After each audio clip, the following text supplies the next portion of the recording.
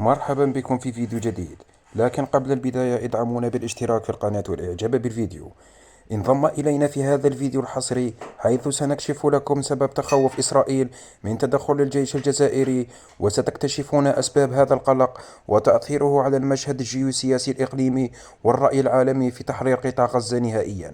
استعدوا لمشاهدة التحليلات المذهلة ومعلومات حصرية تكشف لكم حقائق لم تسمعوا عنها من قبل. لا تفوتوا هذا الفيديو المدهش واكتشفوا السر الكامن وراء هذه التفاصيل الهامة، وكيف قامت جهات أجنبية بمحو المقال وجميع الفيديوهات الصادرة أمس. والآن على بركة الله فلنبدأ. تداولت صفحات على مواقع التواصل الاجتماعي مقطع فيديو يظهر الرئيس الإسرائيلي إسحاق هرتزوغ وهو يلقي خطابا زعمت الترجمة المرافقة له أنه يتحدث عن الجزائر والجيش الجزائري. ويظهر في الفيديو هارتزوغ وهو يلقي بكلمة وراءه إعلام إسرائيل. وبحسب الترجمة عبر الرئيس الإسرائيلي عن قلقه من قوة الجزائر وإمكانية تدخل الجيش الجزائري، ناهيك عن عدم احترام الجيش الجزائري للتحذيرات الدولية من التدخل، وأنه قادر على التدخل في أي لحظة.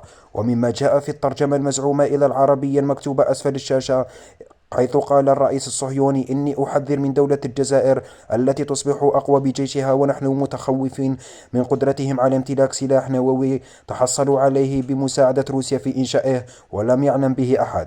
وأضاف أيضا المقال: الجزائريون يمتلكون أسلحة فتاكة، سوف تكون نهاية إسرائيل قريبة لو تدخلوا في قطاع غزة وفكوا الحصار.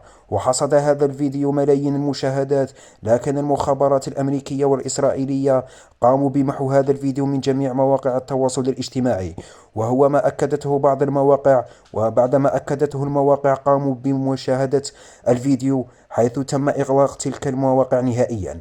لكن المشاهد المقتطعة من خطاب ألقاه الرئيس الصهيوني، وقال: الجزائر لا تقيم أي علاقات مع إسرائيل، بل تعد دولة داعمة تاريخيا للقضية الفلسطينية.